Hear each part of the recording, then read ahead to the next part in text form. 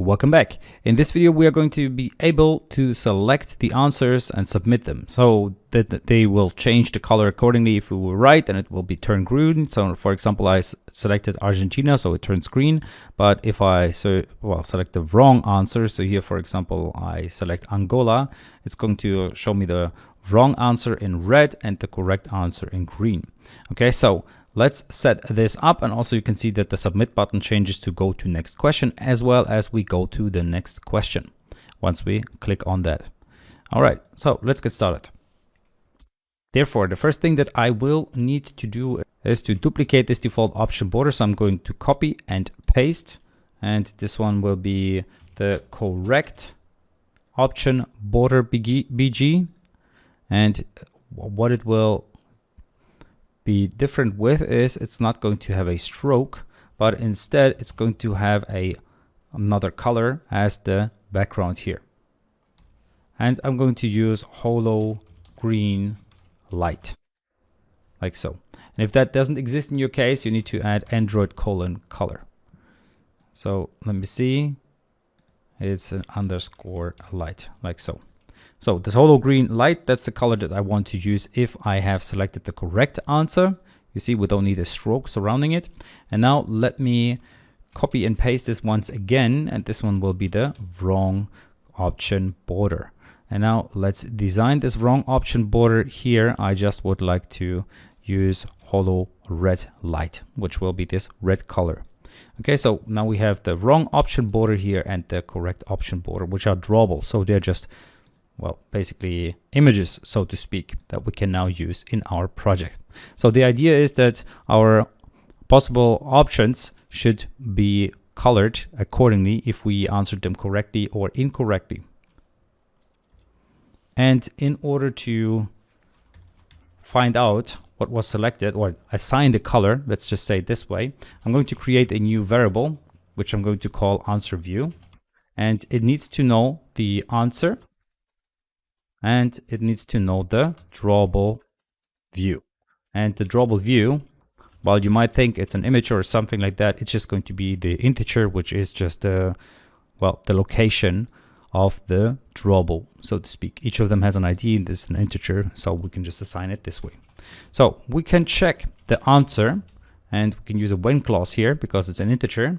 And if the answer is 1, what I'm going to do is I'm going to set the option 1 background to be the drawable view color. So whatever the drawable view is that I want to assign, whether it's red or blue or green, I'm going to just assign that.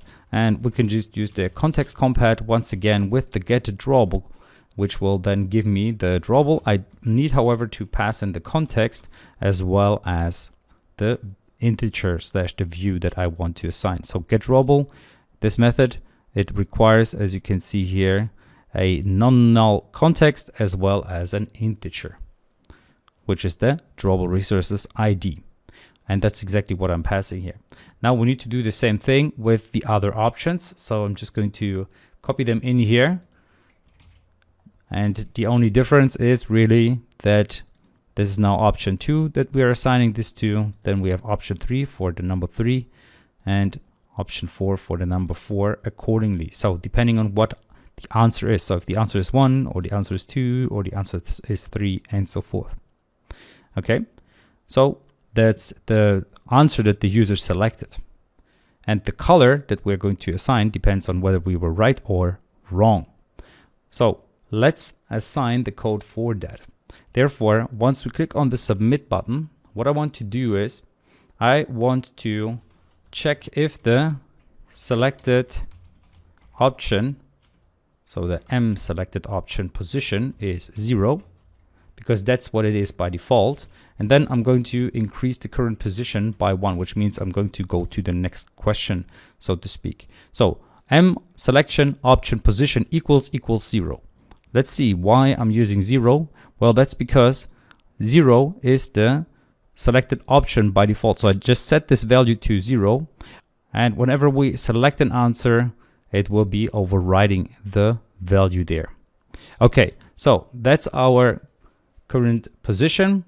And what I'm going to do is as long as I have questions left, I'm going to ask the next question. So here, m current position less or equal m questions list size, so dot size. In that case, let me set the question.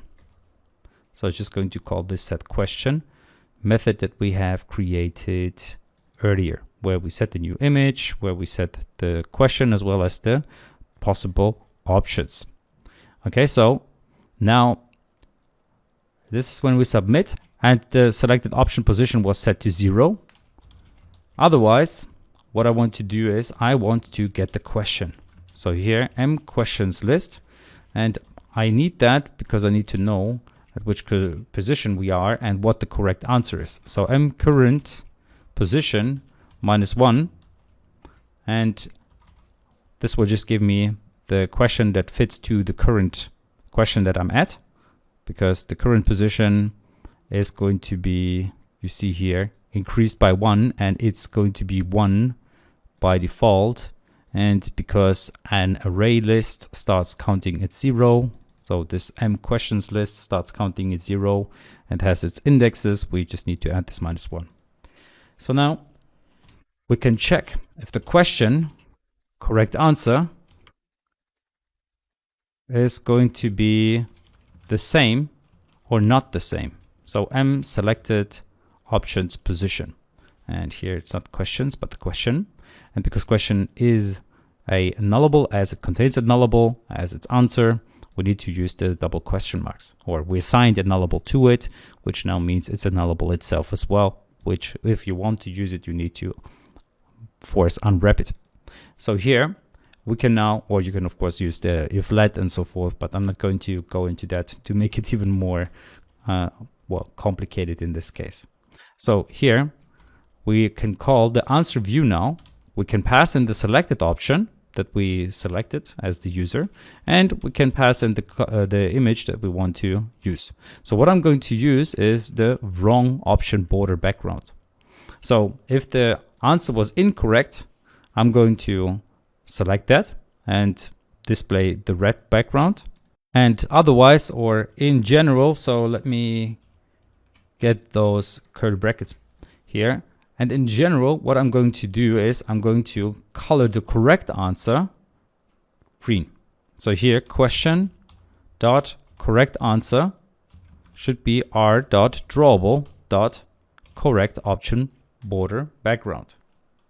Okay, so that's what this color thing you will do for me. Let's run this. Let's see if this is going to do the trick for us. So here, submit. You see Argentina was correct, so it shows me the correct color, and that was stupid of me to select the right answer. How stupid of me. Now let's select Australia, and you see the wrong one got the red color and the right one got the green color. So no matter if we are wrong or right, the right color will always be turning green. So it will always get this correct option border background. So now I also want to check if I'm at the end of my questions and want to jump to the next question. So let me click submit. You see we don't get to the next question. So let's get to the next question. And therefore I'm going to first check if the current position, and here you need to use the global variable, is equal to the amount of questions that I have.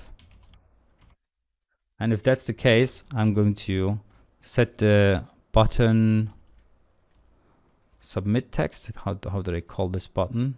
I think I called it btn submit. So here btn submit. Yep. I'm going to set that text to finish, and otherwise I'm going to set it to be go to next question. So here button submit dot text will be go to next question, and this was button submit, like so in my case. And what's really important is, no matter what, I need to set back the selected option position to 0, because otherwise we will always stay at the current selected option and we will get errors, or the app will not behave as we want it to. Okay, so now let's go ahead and test this. Let's go here. Let's select the wrong one. Okay, that seems to work. The text changes to go to next question.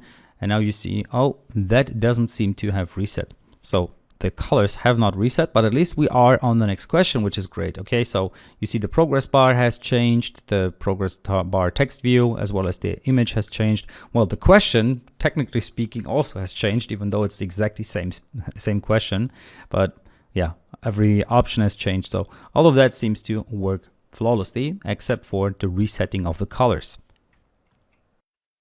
And now, where would be a good spot to reset the questions, well, option colors, okay, to reset them to our default? We had this method called default options view, which we had set up, this one here. Where would be a good spot to call it? Well, I'd say at the moment where we set the question. So here we can just go ahead and call this method where we reset all of the options to be gray again. So let's run that real quick.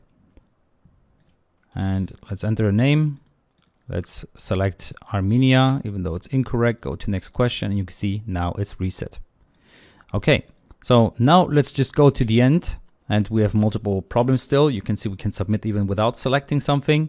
And then once we are at the end, we click on finish and nothing happens. So what I want to do for now is I want to let the user know that they made it to the end of the quiz. So I believe that would be here. When we don't have any more questions, so here, else, or not else, but we're in a when clause, so we need to do it slightly differently here. And then else, like so, because we are in a when clause. So we're using the lambda expression here. And what I'm going to say for now is just going to be a toast, okay? So toast, make text, and you see here, I need to pass in the context and say what I want to display. Congrats, you made it. You made it to the end. Okay. All right, let's try this once again and make it to the end. So submit, submit, submit, submit, submit, and you made it to the end. So of course we want to send the user then to a result screen where you can then see how many questions he has correct and so forth. But for now, that will do the trick. And by the way, this error or this problem with just clicking on submit, submit, submit, that's something we're not going to change for now, because maybe the user doesn't know and he just wants to submit and he doesn't even want to select something. Okay, so that's it for this video. See you in the next one, where we are going to prepare the UI for the result activity. Or actually, we need to look at how start activity for result works first. So see you there.